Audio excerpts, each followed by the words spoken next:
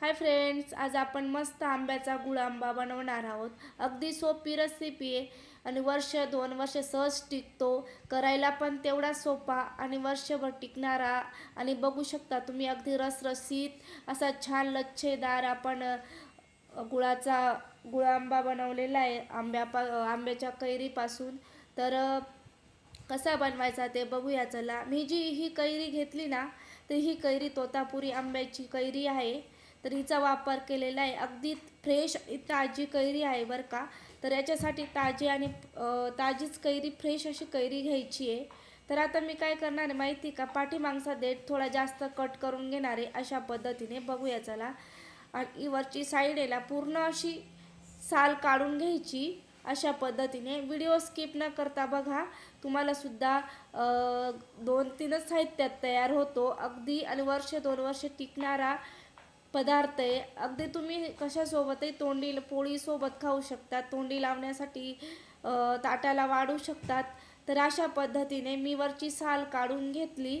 आता आपण आहे ना किसनीने छान असे लांब लांब लांब किस करून घ्यायचा, छान असा लच्छेदार तयार होतो। तर बघू शकता मी अशा पद्धतीने किस करून घेते कैरीचा। मस्त असा चवीला खूप अप्रतिम होतो। तर गुळाचा वापर करायचा आहे, वर्ष 2 वर्ष छान टिकतो। बघू शकता मी लांब सडक असा किस तयार करून घेतला। तर आता आपण दुसरी सिक्रेट म्हणजे सांगायचं म्हटलं तर, याच्यातला जो रस असतो, पाणी जे असतं ना, ते आपण काढून टाकायचं आहे बरं का।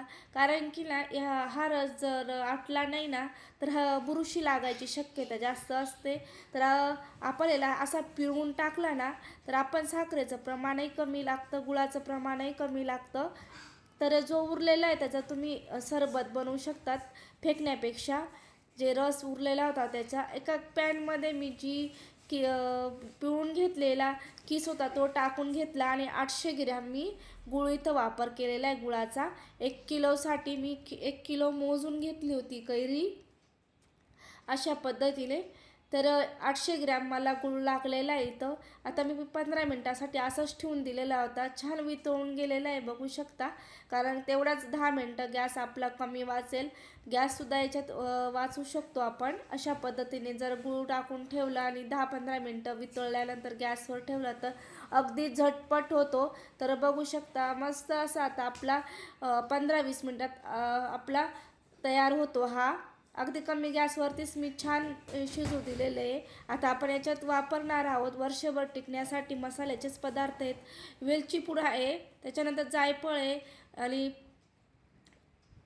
त्याच्यानंतर याच्यात टाकून घेणार आहोत लोंगा टाकून घेतल्या 5-6, दालचिनी टाकून घेतलेली आहे 2-4 तुकडे, आणि 4-5 वेलची होती ती कुटून टाकून घेतली अशा पद्धतीने।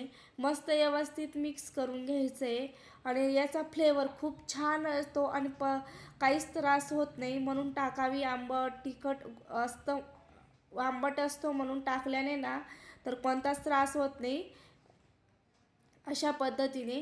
तुम्ही याच्यात लाल तिखट टाकलं तरी चालेल, पण मी गोडच ठेवलेला आहे। बघू शकता अशा पद्धतीने आपल्याला लच्छेदार असा तयार झालेला आहे।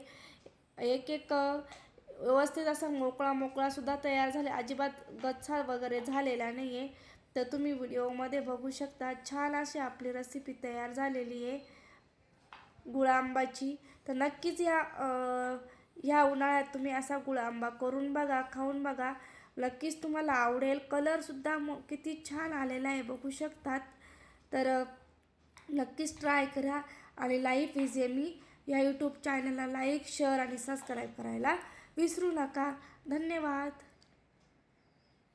तर बघू शकता, आणि जर तुम्ही स्टोअर करू शकतात बरं का, या अशा काचेच्या बरणीत स्वच्छ धुवून उन्हात वाळून काचेच्या बरणीत भरून ठेवायचं। धन्यवाद।